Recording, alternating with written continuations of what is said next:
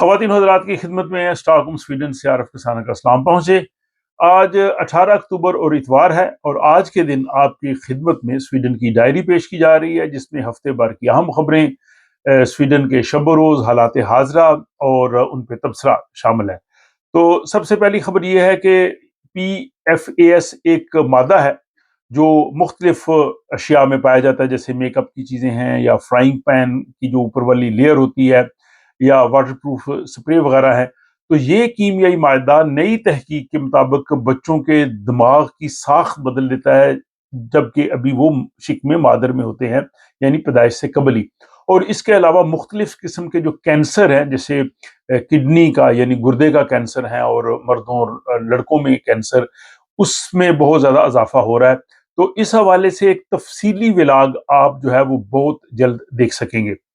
اگلی خبر یہاں کی یہ ہے کہ یہاں تھرینمو ایک میونسپلٹی ہے جو بورس کے قریب ہے، اس نے اعلان کیا ہے کہ اگلے سال سے وہاں کے جو پری اسکول ہیں وہ بالکل مفت ہوں گے، یعنی اس طرح سے جن کے 2 بچے ہیں تو ان کو سالانہ 30,000 کرون کی جو ہے وہ بچت ہو سکے گی۔ اس فیصلے کا مقصد یہ ہے کہ لوگوں کو اس کمیون میں واپس لایا جائے، کیونکہ اس کمیون کی آبادی جو ہے وہ کم ہو رہی ہے۔ اگلی خبر یہ ہے کہ یورپی عدالت کا ایک نیا فیصلہ سامنے آیا ہے، جس کے تحت اگر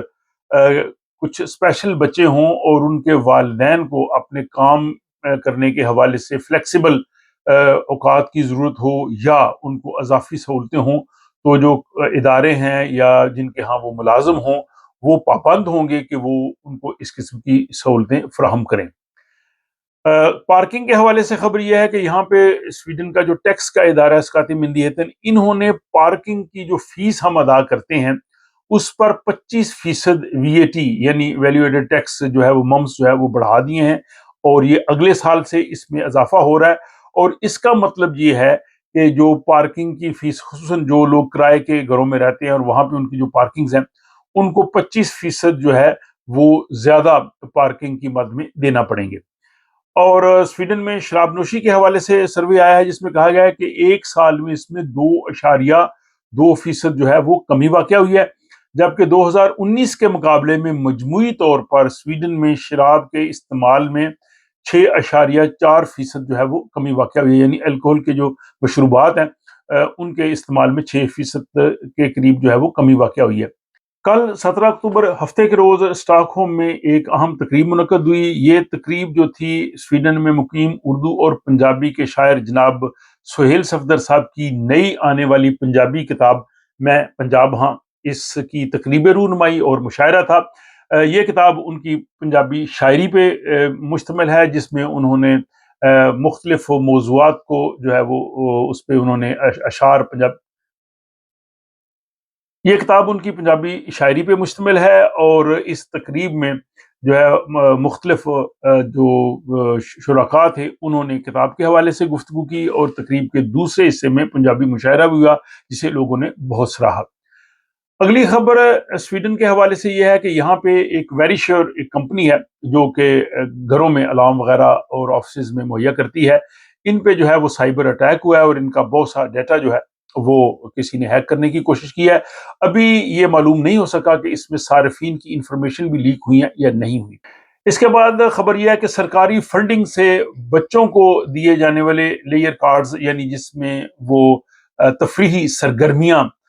جو ہے وہ ان میں حصہ لے سکتے ہیں، تو اب تک تقریباً 2 لاکھ سے زیادہ بچے جو ہے وہ اس سے فائدہ اٹھا چکے ہیں۔ یہ 8 سے 16 سال کے بچوں کے لیے 500 سویڈش کرون جو ہے وہ دیے جاتے ہیں، اور کم آمدنی والے جو خاندان ہیں ان کو 2000 سویڈش کرون جو ہے وہ لے سکتے ہیں۔ اس حوالے سے ایک تفصیلی ولاگ جو ہے وہ آپ اس چینل پہ دیکھ چکے ہیں، جس کا لنک آج کے اس ولاگ کے آخر میں بھی دوں گا، تاکہ اگر آپ مزید انفارمیشن اس حوالے سے لینا چاہتے ہیں تو اس ولاگ کو آپ دیکھ سکتے ہیں۔